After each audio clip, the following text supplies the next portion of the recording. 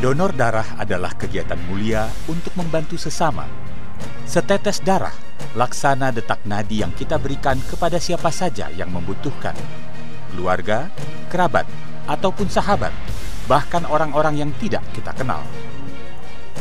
Donor darah merupakan wujud cinta kasih tanpa pamrih. Pada kondisi tertentu, seperti penyandang anemia, penderita demam berdarah denggi atau DBD selalu membutuhkan darah dari pendonor agar bisa pulih kembali. Darah dari pendonor juga diperlukan oleh seseorang yang mengalami kelainan darah, sehingga protein dalam darahnya tidak berfungsi dengan baik, atau yang disebut penderita talasemia. Transfusi darah juga menjadi penyelamat bagi pasien yang mengalami pendarahan pasca operasi, akibat kecelakaan ataupun musibah lainnya. Dokter spesialis penyakit dalam, konsultan hematologi onkologi medik Faizal Drisa mengatakan bahwa donor darah mampu menyelamatkan nyawa orang-orang yang mengalami gangguan kesehatan. Namun kasus yang paling banyak membutuhkan darah dari pendonor adalah pasien dengan kondisi pendarahan hebat. Mengenai kebutuhan darah sendiri itu ada beberapa penyakit ya, jadi bukan satu ya. Tapi yang paling banyak, paling sering itu umumnya akibat kurang darah, masalah perdarahan ya. Jadi bila ada perdarahan yang sedang aktif dan HB-nya turun, membutuhkan untuk ganti darah. Donor darah yang biasa kita kenal adalah donor darah lengkap, yang merupakan proses pengambilan darah dari seseorang secara sukarela untuk disimpan di bank darah sebagai stok, yang kemudian digunakan untuk menolong orang lain yang membutuhkan. Secara sosial, kegiatan ini sangatlah mulia karena dapat menyelamatkan nyawa manusia yang menerima donor atau transfusi darah. Tapi manfaat dari segi kesehatan bagi pendonor ternyata tak kalah banyak. Donor darah yang dilakukan secara teratur dapat menurunkan kekentalan darah dan berperan menurunkan risiko terkena penyakit jantung. Berkurangnya zat besi berlebih pada saat proses donor darah dapat menurunkan risiko kanker. Donor darah yang dilakukan sukarela dapat merangsang pembentukan sel baru yang membuat metabolisme tubuh semakin optimal. Jadi kalau dari segi medisnya sendiri, itu dengan donor darah itu dapat membantu memicu pembentukan sel darah merah baru ya dari sumsum tulang, sehingga proses oksigenasi ke jaringan tubuh lebih optimal ya, terutama pada pasien-pasien yang mungkin cenderung HB hemoglobin ya, darah merahnya itu cenderung meningkat ya, tapi dalam tanda kutip yang sehat ya, bukan suatu penyakit, karena bedakan antara penyakit dengan yang memang normal tinggi begitu ya. Karena komponen dari sel eritrosit tersebut ada beberapa komponen, antara lain besi. Jadi kalau besinya itu ntar nanti berlebih, bisa memungkinkan terjadinya reaksi oksidasi sel ya, yang dapat mungkin mengganggu proses metabolisme sel di dalam tubuh. Pada setiap kegiatan donor darah, pendonor akan mengeluarkan 350 hingga 450 cc darah yang ada di dalam tubuh. Efeknya, pendonor bisa merasa lemas bila tidak melakukan persiapan ataupun tidak menjalankan prosedur saat mendonorkan darah. Hindari konsumsi obat-obatan seperti aspirin 2 hari sebelum melakukan kegiatan donor darah. Selain tidur yang cukup di malam sebelum jadwal donor darah, pendonor juga perlu mengonsumsi makanan sehat dan cairan yang banyak. Kondisi kesehatan yang tidak prima bisa membuat seseorang tidak diizinkan mendonorkan darah. Salah satunya itu pemeriksaan HB. Sering sekali terjadi menggagalkan donor itu di HB. HB-nya rendah karena kita punya range itu 12,5 sampai 17,0. Kadang-kadang kurang dari itu kita tolak dan lebih dari itu pun kita tolak. Kemudian di tensi, kadang-kadang tensi juga tinggi atau rendah kita tolak seperti itu. Sebelum melakukan kegiatan donor darah, seorang calon pendonor harus melakukan beberapa pemeriksaan seperti detak nadi, tekanan darah, dan level hemoglobin atau HB. Kemudian juga diwajibkan menjawab dan mengisi secara jujur pertanyaan tentang riwayat kesehatan dan kebiasaan atau gaya hidup, guna menghindari risiko pada penerima darah. Pemerintah melalui Permenkes RI nomor 91 tahun 2015 menetapkan sejumlah kriteria yang harus dipenuhi oleh calon pendonor darah, seperti batasan umur, berat badan, hingga tekanan darah dan suhu tubuh saat diperiksa sesaat sebelum kegiatan donor dilakukan. Setiap kali donor, sel darah merah akan mengalir melalui pembuluh darah vena di lengan pendonor. Awalnya, sejumlah darah diambil dan ditempatkan pada 3 tabung sebagai sampel pemeriksaan golongan darah, resus, dan juga parameter penyakit. Setelah itu, sekitar 1 liter sel darah merah dialirkan ke dalam kantong darah yang bisa disimpan selama 42 hari setelah diproses, pada suhu -2 hingga -35 derajat Celcius. Rasa nyeri, pegal, dan memar akibat suntikan jarum steril di lengan yang dirasakan oleh pendonor akan hilang dalam beberapa saat kemudian. Tapi berkah dan manfaatnya akan menetap lebih lama. Saya donor darah kurang lebih hampir 15 kali ya, karena kendalanya di HB selalu rendah. Misinya untuk itu aja, untuk berbagi aja, mudah-mudahan bisa gitu. Manfaatnya ya darahnya terasa enak ya gitu ya. Jadi kalkulasi udara dari sebelum donor setelah sudah donor itu berbeda gitu loh. Ternyata tubuh lebih ringan, buat kemana-mana enak dipakai gitu. Peraturan Pemerintah Nomor 7 Tahun 2011 tentang pelayanan darah menyebutkan Palang Merah Indonesia atau PMI memiliki wewenang mengolah darah dari unit donor darah. Sedangkan kebutuhan darah secara nasional yang dikelola oleh PMI setiap hari adalah sebanyak 2% dari jumlah penduduk seperti yang diatur oleh Organisasi Kesehatan Dunia WHO. Untuk mengurangi risiko tertular penyakit menular seperti hepatitis B, hepatitis C, HIV/AIDS, dan sipilis, PMI meningkatkan keamanan darah dengan metode uji saring. Salah satunya uji saring NAT, Nucleic Acid Test, sebuah inovasi yang mampu mendeteksi keberadaan virus lebih dini, meskipun kadar virus di dalam darah sangat rendah. Yang pertama, kita periksa antibodi dan antigen dari penyakit tersebut. Di mana biasanya membutuhkan waktu bisa sampai ada yang 2 bulan, 3 bulan baru terdeteksi tubuhnya si seseorang, baru bisa membentuk antibodi setelah dia terpapar oleh virus tersebut setelah 1 bulan atau 2 bulan. Nah, makanya kita menerapkan pemeriksaan yang kedua, yaitu metode NAT, Nucleic Acid Test, yaitu memeriksa langsung ke inti virusnya. Sehingga dengan sangat cepat sekali, ada yang bahkan 2 hari seseorang itu terinfeksi bisa langsung kita deteksi. Jadi kita di UTD PMI DKI Jakarta memang sudah menerapkan 2 metode ini untuk meningkatkan keamanan darah. Pelayanan transfusi darah harus sesuai standar, sebagaimana tercantum pada Peraturan Menteri Kesehatan Nomor 91 Tahun 2015 tentang standar pelayanan transfusi darah.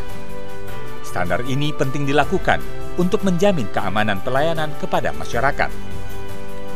Standar ini pun tetap berlaku di tengah pandemi COVID-19 yang mengharuskan kegiatan donor darah tetap berjalan dan memenuhi protokol kesehatan.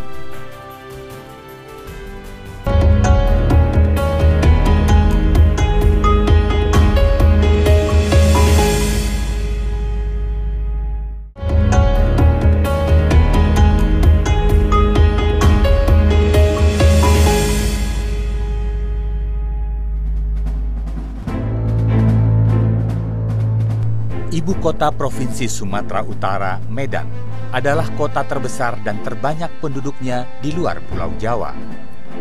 Unit donor darah PMI Kota Medan biasanya menyiapkan 1.000 kantong darah setiap hari. Namun pandemi COVID-19 yang mewabah ke seluruh penjuru negeri menjadi tantangan yang harus diatasi. Karantina kesehatan yang dilakukan masyarakat membuat stok darah jauh menurun jumlahnya. PMI Kota Medan selama pandemi ini hanya bisa mendapatkan 300 sampai 600 kantong darah per hari. Kegiatan donor darah lengkap memang sering dikaitkan dengan daya tahan tubuh. Kepala Unit Donor Darah UDD PMI Medan, Dr. Hari Butar-Butar menjelaskan, banyak masyarakat berpendapat bila mendonorkan darah bisa membuat imunitas tubuh menurun. Di sisi lain, masyarakat berupaya menjaga imunitas untuk menangkal COVID-19. Masyarakat pada umumnya mungkin merasa bahwa di masa pandemi COVID-19 ini, donor darah ini dapat menurunkan imunitas tubuh. Padahal tidak. Karena donor darah itu justru dapat mencegah kita dari penyakit-penyakit seperti hipertensi, jantung, stroke, dan penyakit-penyakit lainnya. Saran kita kepada masyarakat jangan takut karena untuk mendonorkan darah di masa pandemi COVID-19 ataupun tidak dalam masa pandemi COVID-19 sama saja. Kita hanya perlu menyiapkan diri kita untuk cukup istirahat dan tidak menggunakan obat-obatan lain dan tidak sedang dalam menderita suatu penyakit. Untuk dapat memenuhi kecukupan darah, kegiatan jemput bola dilakukan bersamaan dengan kegiatan sosialisasi bahwa donor darah tetap aman dilakukan saat pandemi. Kendaraan khusus disiapkan oleh UDD PMI Kota Medan, termasuk kerjasama dengan sejumlah instansi untuk pelaksanaan kegiatan amal berupa donor darah. Dalam keadaan stok darah yang sangat minim di saat pandemi COVID-19 ini, kami mensosialisasikan kepada masyarakat cara mendonorkan darah yang aman dan nyaman, dan kami juga menyiapkan bus untuk mengambil darah ke tempat-tempat yang para pendonor menyiapkan hanya 5 orang saja pendonor. Kami sudah datang untuk mengambil darah di tempat pendonor tersebut. Begitu juga kami bekerja sama dengan beberapa instansi menyertakan juga acara-acara amal pada saat mendonorkan darahnya. Petugas Unit Donor Darah atau UDD Palang Merah Indonesia Kota Medan diwajibkan untuk mematuhi protokol kesehatan saat melaksanakan tugasnya. Membersihkan tangan dengan hand sanitizer, menggunakan sarung tangan dan masker medik, serta melengkapi pula dengan penutup wajah transparan dan baju khusus yang disediakan. Gugus Tugas Percepatan Penanganan COVID-19 Kota Medan telah menyiapkan SOP atau Standar Operasional Prosedur yang harus dipenuhi oleh petugas PMI. SOP berlaku tidak hanya untuk petugas pelaksana, tetapi juga untuk alat-alat yang harus digunakan. Kepada semua petugas yang pelaksana pengambilan donor darah, betul-betul melaksanakan yang namanya sterilisasinya atau alatnya betul-betul bersih, ya. Dan kemudian mengikuti SOP cara pengambilannya yang bagaimana, ya, agar jangan sampai terjadi nanti kepada klaster baru atau terkonfirmasi dengan COVID positif. Kepatuhan petugas donor darah dari PMI untuk menerapkan SOP yang telah disusun oleh Gugus Tugas Percepatan Penanganan COVID-19 Kota Medan berhasil menghilangkan kekhawatiran calon pendonor. Seperti halnya Rahmat Utomo, pemuda berusia 26 tahun yang mendonorkan darahnya untuk pertama kali di masa pandemi COVID-19 ini. Karena PMI melakukan segala aktivitas pendonoran ini menggunakan protokol kesehatan yang sudah ditentukan pemerintah, alatnya semua serba baru dan tentunya ini tidak membuat saya takut untuk mendonorkan darah. Terkait dengan imun tubuh saya tidak perlu takut karena setelah ini saya akan mengikuti anjuran dari dokter bahwasanya menggunakan makan dan minuman bergizi. Penerapan SOP yang dilakukan oleh petugas donor darah dari UDD PMI Kota Medan tak hanya pada saat proses pengambilan darah. Penerapan SOP juga dipatuhi sejak dari proses registrasi atau pendaftaran dan pendataan calon pendonor. Bagi Risa Rizkayanti, 24 tahun, donor darah yang rutin ia lakukan sejak 2014 telah mendatangkan beragam manfaat. Donor darah tetap ia lakukan di tengah pandemi, sebab ia percaya bahwa PMI patuh pada protokol kesehatan yang ditetapkan oleh pemerintah. Namun ketika kita donor darah itu rasanya tuh lebih beda gitu. Selain kita juga lebih sehat juga, di situ juga mungkin kalau untuk perempuan ada satu hal yang kita nggak tahu, bahwasannya donor darah ini ngebantu juga untuk orang yang sedang melakukan proses diet seperti saya, seperti itu. Dan kenapa saya tetap melakukan donor di saat ini kan sedang pandemik? Alasannya karena saya percaya PMI Medan ini sudah melakukan protokoler sesuai dengan standar yang dilakukan pemerintah. Kayak tadi di depan kita udah langsung diarahin untuk cuci tangan terlebih dahulu, menjaga jarak, dan juga para petugasnya itu menggunakan masker. Kita juga dianjurkan melakukan hal yang sama, dan perlengkapan untuk donor itu sendiri sudah disterilkan. Jadi saya percaya untuk tetap melakukan donor darah. Untuk memenuhi kecukupan darah, selain disiplin menerapkan protokol kesehatan, PMI Kota Medan juga proaktif melaksanakan jemput bola menggunakan kendaraan khusus. Hal ini juga dilakukan di Kota Semarang, ibu kota Provinsi Jawa Tengah. Setiap hari, armada donor darah keliling hadir di tempat-tempat strategis untuk mempermudah akses masyarakat melaksanakan amal mulia donor darah.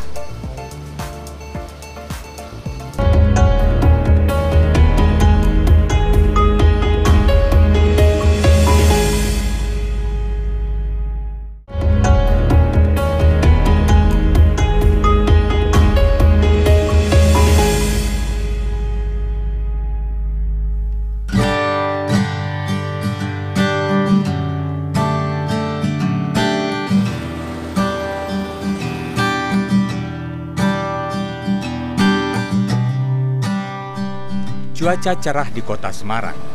Matahari memancarkan sinar teriknya ke kota yang terletak tak jauh dari pantai utara Jawa Tengah.